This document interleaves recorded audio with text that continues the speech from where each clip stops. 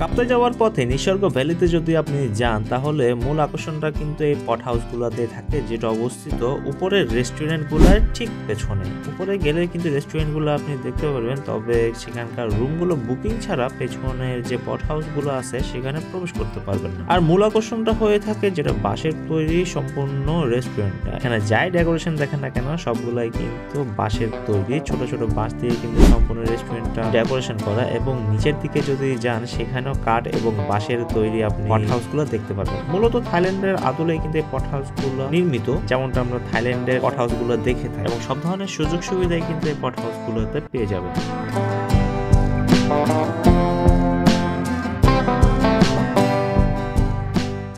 পেছনে তো কর্ণফুলী নদীর অপরূপ সৌন্দর্য রয়েছে এবং অদূরে দেখা যায় সীতা পাহাড় এবং মাঝখানে কর্ণফুলী নদী এবং এপারে রয়েছে রেস্টুরেন্ট। সব মিলিয়ে কিন্তু ব্যাপারটা সুন্দরই লাগে এবং সুন্দর একটা মুহূর্ত কাটাতে পারবেন সেখানে। আর কাপ্তাই যাওয়াটাও কিন্তু খুব ইজি। আপনি চট্টগ্রাম হন বা চট্টগ্রামের বাইরে হন, প্রথমে তো আপনাকে চট্টগ্রাম আসতে হবে এবং সেখান থেকে যদি লোকাল আসতে চান তাহলে আপনাকে আসতে হবে কাপ্তাই রাস্তার মাথা থেকে সিএনজি ওকে সরাসরি নিসর্গ নামতে পারবে। আর যদি বাসে করে আসতে চান তাহলে বর্দার থেকে কিন্তু সরাসরি বাস পেয়ে যাবেন এবং সরাসরি নিসর্গতে নেমে যেতে পারবেন।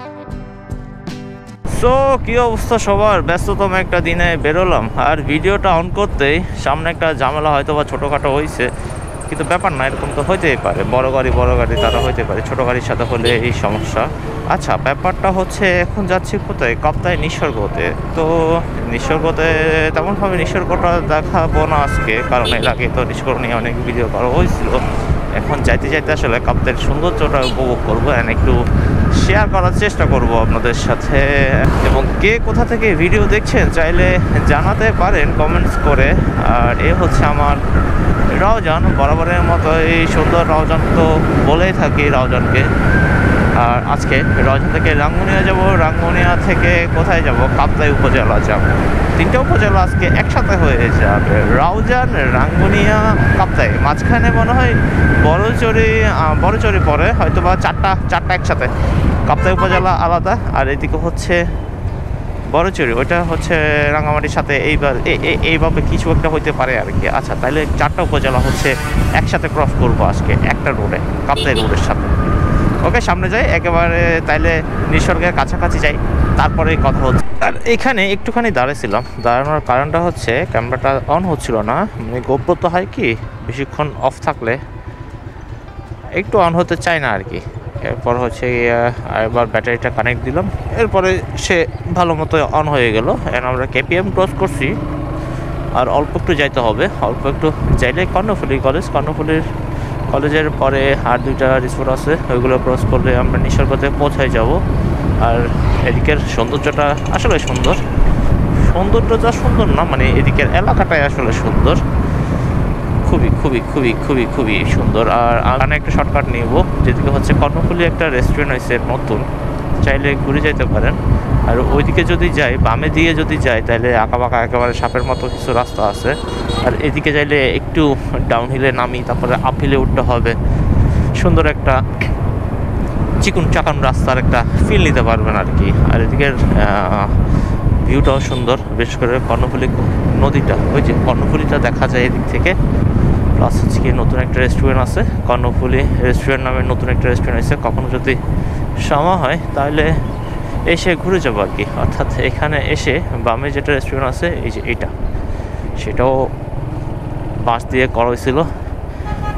আর সামনে যাই আমরা উঠবো কোথায়? বড়ছড়ির ওইদিকে। এটা দিয়ে হয় কি শর্টকাট চাইলে মানে প্যাচগুলোও কম হয় আর একটু তাড়াতাড়ি যাওয়া যায়। ওইদিকের চাইতে মনে হয় 1 মিনিটের মতো আগে যাওয়া যায়। আর সেজন্যই সব গাড়িগুলো আসলে এদিকে আসে, বিশেষ করে সিএনজিগুলো কিন্তু বেশি এদিকে আসে। আর একটু যাই, দেখাই কোন দিকে উঠবো।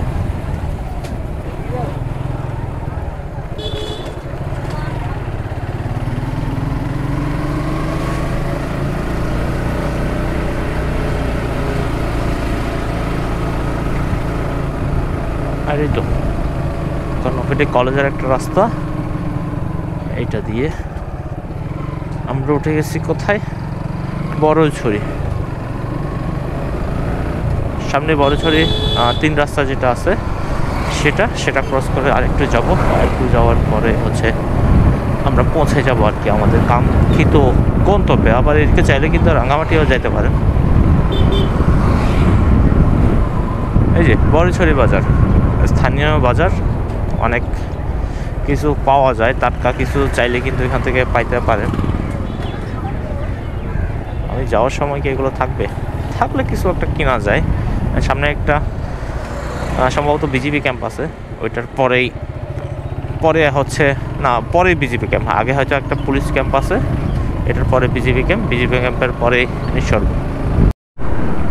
আর বিজিবি ক্যাম্প আমরা ক্রস করে আসছি। আর এই মোড়টার কথাটাও আমার মনে হয় এদিকে সবচেয়ে বড় মোড় আছে, এটাই মনে হয় বিজিবি ক্যাম্পের পরে যে মোড়টা আছে এটা। সামনে যায় আরেকটা পিকনিক স্পট আছে,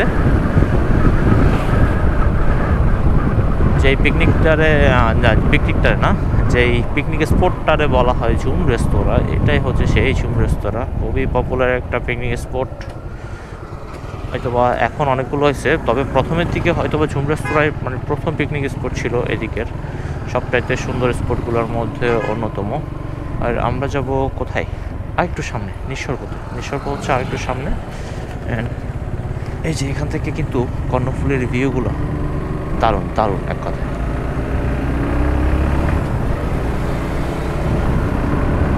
এটা হচ্ছে ফ্লোটিং প্যারাডাইস, এটা থেকে ভিউটা সুন্দর লাগে। আর ফ্লোটিং প্যারাডাইসটা ক্রস করলে হচ্ছে আমরা নিঃসর্গতে পৌঁছে যাব। আর তেমন একটা দূরে না, এই মোড়টাই হচ্ছে লাস্ট একটা মোড়, সম্ভবত না আরেকটু যাইতে হবে। তবে কর্ণফুলীর ভিউটা কিন্তু এখান থেকে দারুণ দেখা যায়, রাস্তা বলে। তবে এখন গাছপালাগুলো একটু সবুজ কম আছে, আর বাকি সব ঠিক আছে। আর একটু সামনে যেতে হবে, না এটাই লাস্ট মোড়। এই যে চলে আসছি, এটাই হচ্ছে Nisarga restaurant and pot house. And বাইকটা যে কোন দিকে রাখি, সবগুলো তো বুকিং করে ফেলছে। না, আমার জন্য একটা জায়গা খালি আছে।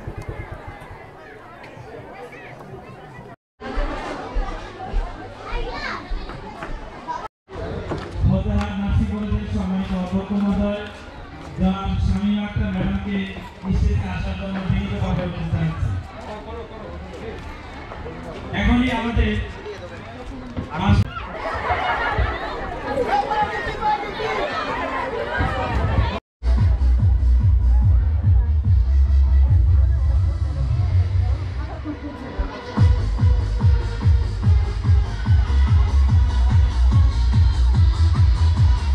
তখন নিঃসর্গ থেকে রওনা দিব। এ হচ্ছে রাতের ভিউ, একটুখানি দেখানোর চেষ্টা করছিলাম। আর হচ্ছে প্রচুর মানুষের ভিড় আজকে, এখানে পিকনিক ছিল, তার কারণে প্রচুর মানুষের ভিড়টা বেশি ছিল।